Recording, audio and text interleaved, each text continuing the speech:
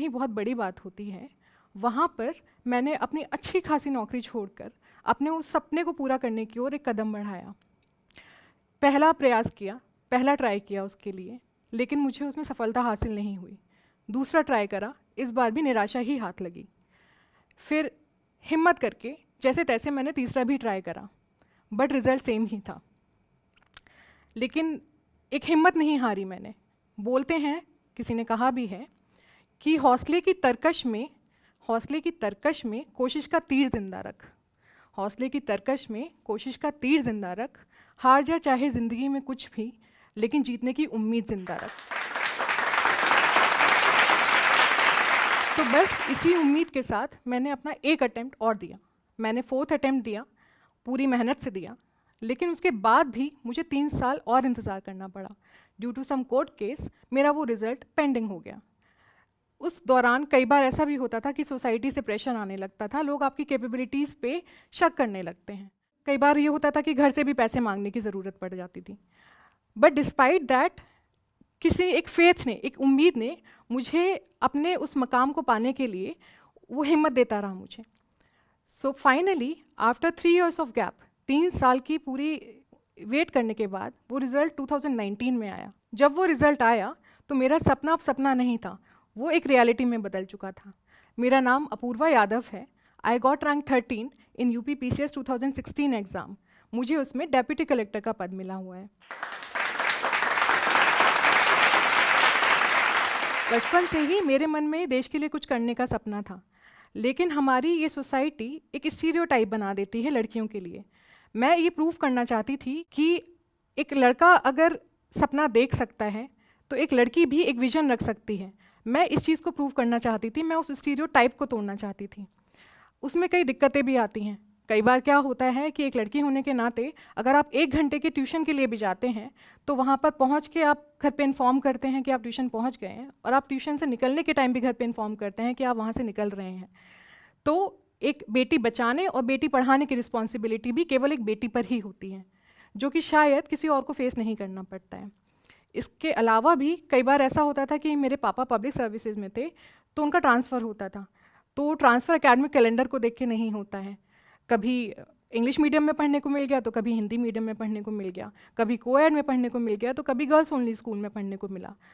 इस सब चीज़ों की वजह से आप एक एवरेज स्टूडेंट बन के रह जाते हैं। आप कंपटीशन में कहीं नहीं होते हैं और बच्चों से, क्योंकि और बच्चों का जहाँ फोकस केवल पढ़ाई पे होता है, आपका फोकस इन सब चीज़ों को अपना एक करिकुलम में एडजस्ट, स्कूल में सिस्टम में एडजस्ट करने में लग जाता है। लेकिन उसके बावजूद मैंने 12th में अच्छे नंबरों से अपना 12th पास किया। 12th पास करने के बाद हमारे यहाँ होता है कि इंजीनियरिंग कर लो। इंजीनियरिंग में मॉनेटरी स्टेबिलिटी बहुत होती है, एक नौकरी लगने की गारंटी होती है, तो मैंने भी इंजीनियरिंग कर ली। इंजीनियरिंग की पढ़ाई भी अच्छे नंबरों से करी, तो मुझे टाटा कंसल्टेंसी सर्विसेज में एज अ सॉफ्टवेयर इंजीनियर काम करने का मौका मिला। लेकिन समहाउ उस टाइम मुझे लगा कि अगर मैं मेरे पास 2 ऑप्शन हैं, या तो मैं अपनी लाइन ड्रॉ कर लूँ और अपनी लाइफ को उसी में सीमित कर लूँ, या फिर मैं उन लाइंस को क्रॉस कर जाऊँ और कुछ कर जाऊँ अपनी ज़िंदगी में। जो मैंने सोचा था, जो स्टीरियोटाइप तोड़ने का सपना सोचा था, मैं वो भी कर सकती थी। तो जब मुझे H1B वीज़ा मिला, मुझे अमेरिका जाने का भी मौका मिला, उस टाइम पे मैंने डिसाइड किया कि नहीं, मुझे ये नहीं करना है। मेरा वो जो सपना था, जो स्टीरियोटाइप को ब्रेक करने का और उस देश के लिए कुछ करने का, उस सपने ने मेरा पीछा नहीं छोड़ा। समहाउ मेरे दिमाग में कभी ना कभी ये था कि मुझे वही करना है, मुझे इस देश के लिए कुछ करना है, लड़कियों के लिए जो मेंटालिटी है उसको चेंज करने के लिए कुछ करना है। इसलिए मैंने टाटा कंसल्टेंसी सर्विसेज से रिज़ाइन किया और मैं दिल्ली आके स्टेट सिविल सर्विसेज की और सेंट्रल सिविल सर्विसेज की प्रिपरेशन करने लगी। इनिशियली क्या होता है कि हमारी एनर्जी बहुत हाई होती है। एनर्जी हमें, सारी सोसाइटी हमें सपोर्ट करती है, हमारे घर वाले हमें बहुत सपोर्ट करते हैं, क्योंकि ये जो सिविल सर्वेंट बनने का सपना होता है, ये किसी एक फैमिली का नहीं होता है, बल्कि ये एक यूनिवर्सल सपना है जो हर फैमिली कभी ना कभी सोचती है अपने बच्चों को बनाने का। वो सोसाइटी जो आपको पहले क्रिटिसाइज़ करती है, इनिशियली इस प्रिपरेशन में बड़ी सपोर्ट करती है। तो वही हुआ, लेकिन जैसे जैसे समय बीतता जाता है, 6 महीने निकल गए, 7 महीने निकल गए। इस एग्ज़ाम में होता है कि 3 स्टेज क्लियर कर लिए और किसी भी एक स्टेज से अगर आप बाहर आ गए तो आप वापस से प्रिपरेशन स्टार्ट करते हैं। तो तब सब लोग आपका साथ छोड़ने लगते हैं, आप इस पूरी प्रिपरेशन में केवल अकेले रह जाते हैं। कई बार क्या होता है कि आपके लो डेज होते हैं, आपको बेड से उठने का मन नहीं करता है, आप बड़ा मुश्किल से उठ के अपने रूटीन वर्क कर पाते हैं, आप घर से फ़ोन उठाना अवॉइड करने लगते हैं, क्योंकि अगर फ़ोन उठाएंगे तो आपको आंसर देना पड़ेगा कि आप पढ़ाई कर रहे हैं या नहीं कर रहे हैं।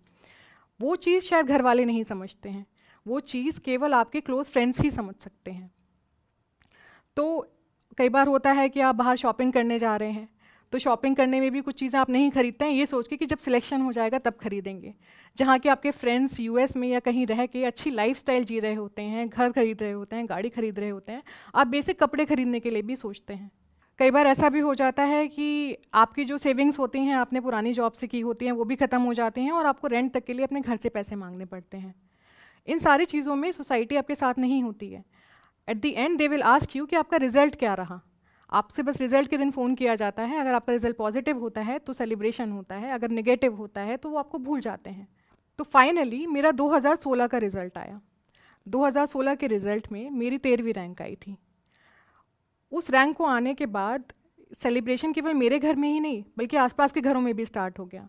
जिस शहर में लड़कियों को पढ़ाने के लिए भी आदमी बहुत सोचता है, मुझे उस शहर की बेटी करके बुलाया जाने लगा।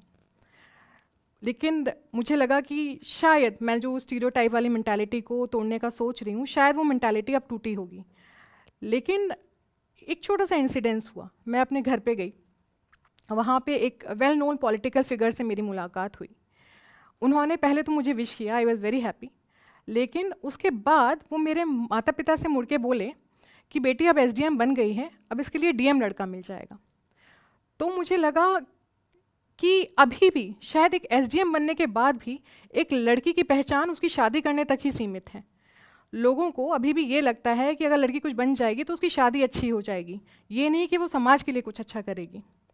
लेकिन दूसरी ही तरफ कुछ पेरेंट्स ऐसे भी थे जो मेरे घर पे मुझसे मिलने आए, जो अपनी बेटियों की अदरवाइज शादी कराने की सोच रहे थे, लेकिन वो मुझसे एडवाइस लेने आए, उनके करियर की एडवाइस लेने कि उनको आगे क्या करना चाहिए।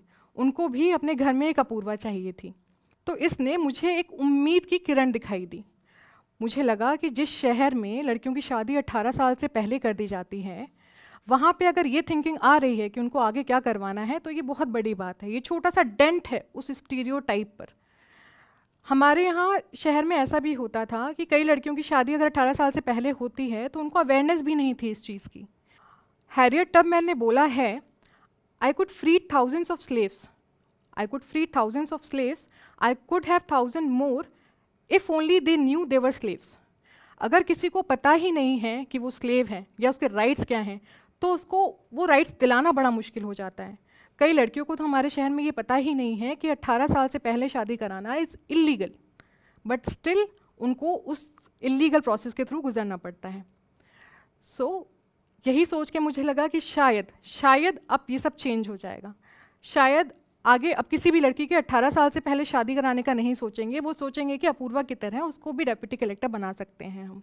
तो मेरी जो स्ट्रगल है और मेरा जो एक्सपीरियंस है, उससे मैंने कुछ चीज़ें सीखी। उसमें से एक है पावर ऑफ परसिस्टेंस, किसी भी चीज़ को करने की लगन। एक पानी जैसी सॉफ्ट चीज़ भी अगर एक पत्थर को काट सकती है, तो आप भी अपनी लगन से किसी भी अपने गोल को पा सकते हैं। ये एक पहली चीज़ है।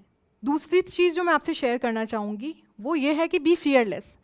आप निडर होकर जो भी करिए वो करिए, क्योंकि हमारे पास, हम लोग एक सोचते हैं कि हमारे पास अनलिमिटेड टाइम है। एक चीज़ होती है डेथ बेड मेंटालिटी।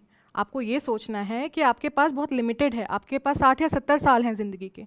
आपको कोई भी गोल उसमें पाना है तो आप इन्हीं 60-70 साल में कर डालिए। आप उस चीज़ को एक्सटेंड मत करिए कि कभी वो दिन आएगा और कभी हम वो करेंगे। अपनी जो लिमिटेशंस हैं, अपना जो कंफर्ट जोन है, उससे बाहर निकलना ही पड़ेगा। अगर आप रिलैक्स्ड हैं अभी, विच मीन्स कि आप अभी सही दिशा में नहीं हैं, आपको वो चीज़ें करनी ही पड़ेंगी जो आपको अनकंफर्टेबल बना देती हैं। तो ये 2 प्रिंसिपल हैं। तो जो भी आज मुझे सुन रहा है, अगर आपने कोई भी सपने देखे हैं तो मैं बोलूँगी उन सपनों को अचीव करने के लिए बस आज ही से जुट जाइए। दुनिया की कोई ताकत आपको रोक नहीं सकती। कोई भी यहाँ पे लड़की जो आगे अपने गोल्स को पूरा करना चाहती है लेकिन समाज के रिस्ट्रिक्शन की वजह से अपने आप को होल्ड बैक कर रही है, तो मैं उनसे बोलूँगी कि आगे जाइए, अपने गोल्स को अचीव करिए। कहते हैं कि कोशिश करने वालों की कभी हार नहीं होती, तो जाइए और कोशिश ज़रूर करिए। Thank you so much, all the best. इस वीडियो के बारे में अपनी राय नीचे कमेंट सेक्शन में हमें बताएं और अपने दोस्तों के साथ ये वीडियो शेयर करना ना भूलें।